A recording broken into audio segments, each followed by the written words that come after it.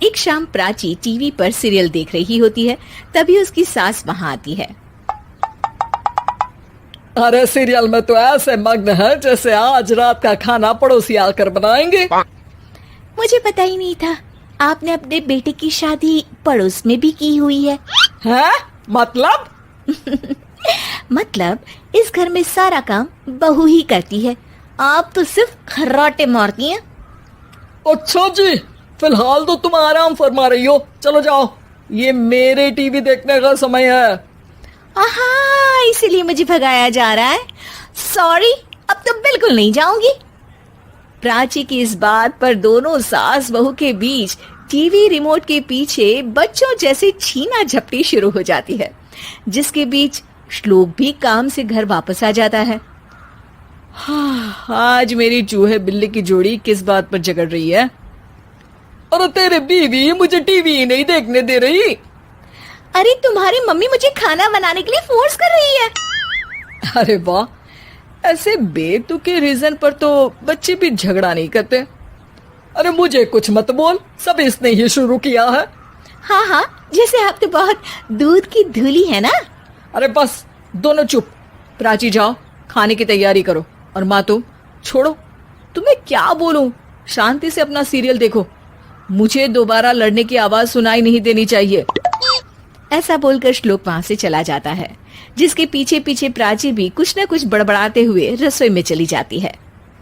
हाँ हाँ, सासू जी को तो कुछ बोलेंगे ही नहीं, बस मुझ पर ही हुक्म चलता है, खाना बनाओ, जैसे मैं इनके घर में खाना बनाने के लिए आई हूँ। इसी तरह शाम बीतती है और रात को श्लोक और प्राची की सास खाना खाकर सोने चले जाते हैं, लेकिन प्राची गुस्से में कुछ खाए बिना काम में ही लगी रहती है। इस घर में किसी को घंटा फिक्र नहीं पड़ता, मैं खाऊं या भूखी रहूं। प्राची कुछ देर के लिए रसोई से बाहर जाती है और जैसे ही वापस आती है तो वहां दूध का भरा ग्लास देखकर हैरान रह जाती है। फिक्र पूरी है, बस दिखाना नहीं है। प्राची दूध पीकर सोने चली जाती है और अगली सुबह एक बार फिर सास बहू का कार्टून नेटवर्क स्टार्ट हो जाता है। ये तुमने ही किया है। अरे अजीब जबरदस्ती है, मैं बोल रही हूँ मैंने कुछ नहीं किया। दोनों ने मिलकर पूरे घर को पागल खाना बनाया हुआ है। यहाँ कोई नॉर्मल इंसान तो रह ही नहीं सकता, इसीलिए अब पड़ोसी क्या रिश्तेदार भी घर आने से कतराते हैं। और सुन बेटे, तू भी चंगा, तेरी माँ भी चंगी, तेरी बीवी भी चंगी, रिश्तेदार। हाँ जी, आपको नहीं पता क्या, गंगाधर ही शक्तिमान है, रिश्तेदार ही। हाँ हाँ, बस समझ गया। कभी जानवरों जैसे लड़ेंगी तो कभी जुगलबंदी करेंगी। भाई मैं आप दोनों के बीच में नहीं फंसना चाहता। सास बहू की इस मनमौजी जोड़ी से परेशान होकर श्लोक अपना सिर खुजलाता वहां से चला जाता है। चलो अब मैं भी कीर्तन में जा रही हूँ। इस पर जैसे ही सास कमरे में अपना पर्स लेने जाती है तो वहां नाश्ते की प्लेट रखी देख मुस्कुराने लगती है और नाश्ता करके घर से बाहर निकलते हुए कुछ पैसे टेबल पर रख जाती है, जिसके कुछ देर बाद सिलेंडर वाला घर आता है। ओ मोरी मैया, मैं सिलेंडर के बारे में तो बिल्कुल भूल ही गई थी। घर खर्च के सारे पैसे भी मम्मी के पास है और श्लोक से बोला तो उल्टा 4 बात सुनाएंगे। प्राची ये सोच ही रही होती है कि अचानक उसका चेहरा चमक उठता है और वो घर में आकर इधर उधर देखने लगती है। तभी उसकी नजर टेबल पर रखे पैसों पर पड़ती है, जिन्हें वो सिलेंडर वाले को दे देती है। ये सब श्लोक देख लेता है।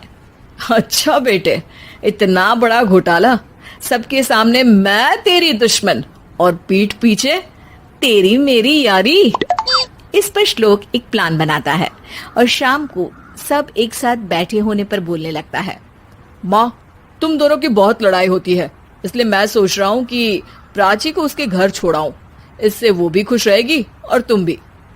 अचानक श्लोक की ये बात सुनकर सास बहू शौक से उसकी तरफ देखती हैं। अरे ऐसे कैसे घर छोड़ाओगे, मुझे कहीं नहीं जाना।